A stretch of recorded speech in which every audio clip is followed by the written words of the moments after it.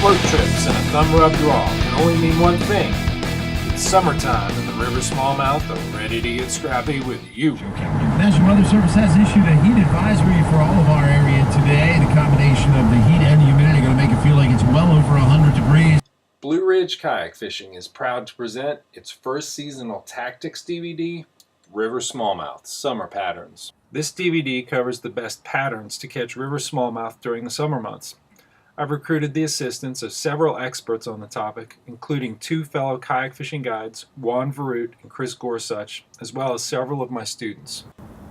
Topics covered on the DVD include post-spawn tactics and rigging, dead sticking soft plastic minnows, the river safety features on dehydration, use of fishing logbooks, rising water tactics. Chris Gorsuch covers swim bait fishing, fishing the taper up, spinnerbait and lipless rattlebait as search baits, hellgrammite baits and rigging, sight fishing based on shade and current, and Juan's topwater tricks. Let's watch a few clips.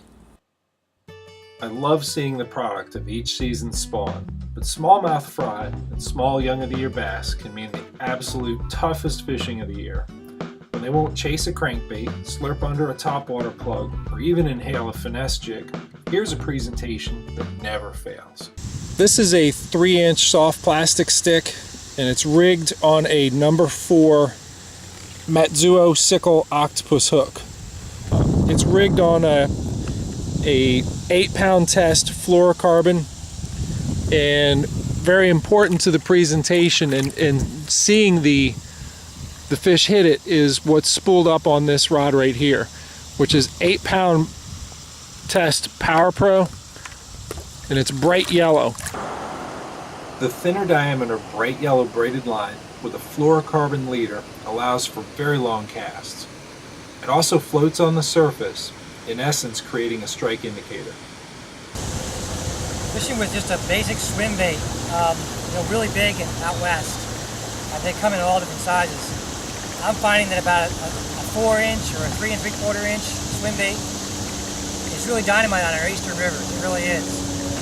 And the heavier the better.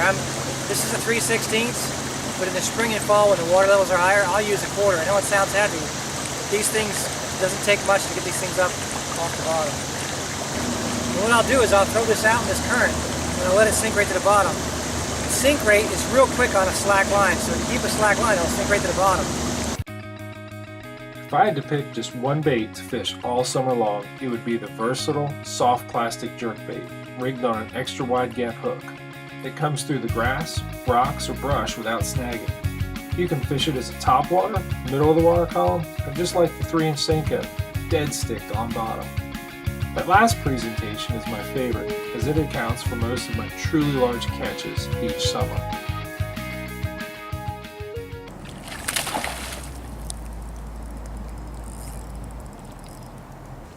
Nice fluke fish. That was on an absolute dead stick. Exactly how long should I let it sit? That's the question I hear most often when teaching this technique. Think of it as a staring contest. Twitch the bait, you blinked first. See the line take off? The bass blinked first. And all I did was cast it up there and let it sit until I saw the braided line take off. The sad reality is that most anglers constantly move the bait. In the next clip, notice the bright yellow braided line taking off. The fish has taken it following minutes of absolute dead stick presentation. High percentage targets include grass beds because they hold minnows, immediately upstream of rocks where a pillow of soft water forms, and near wood where cooler shaded water gives them refuge from the sun. The last little bit of a pool before it's pinched off into a riffle has been termed many things: tail out, push water, or taper up. I prefer taper up because that's what the bottom of the river does. It tapers up from deep to shallow. This accelerating current is just loaded with minnows. Current that is speeding up or slowing down provides the perfect situation for a smallmouth to hunt in the summertime. Which way you approach your target makes a big difference in how you control your line. Right now I'm going to be targeting the push water at the end of this pool here.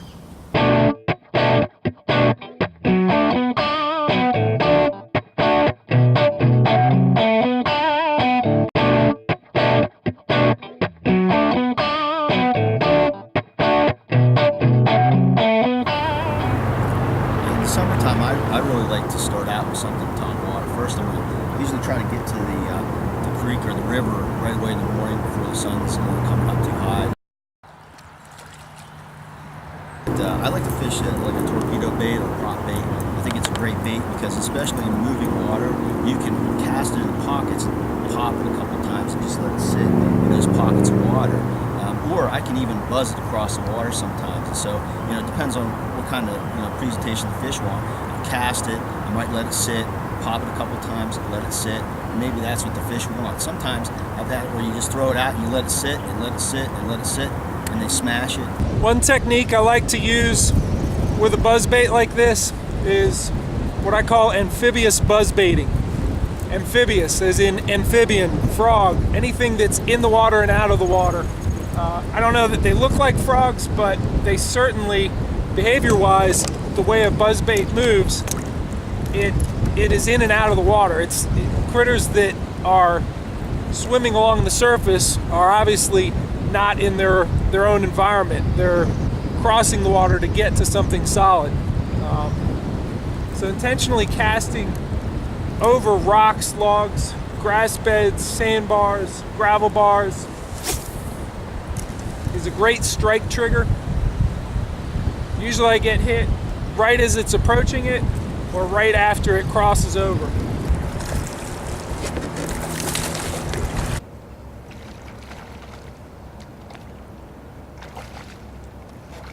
Another reason why I like to cast over rocks, in particular in the summer, is because the fish will position just on the upstream side of the rock. So say you have a rock that's like this and the current's going this way, he'll position right in here.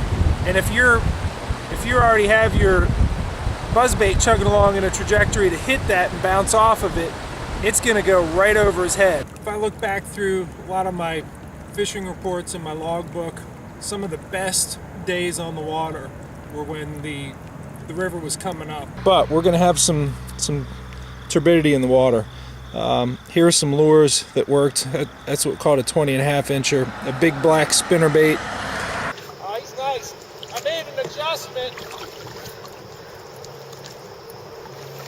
from gold to black, which is showing up better. And black is showing up nicer.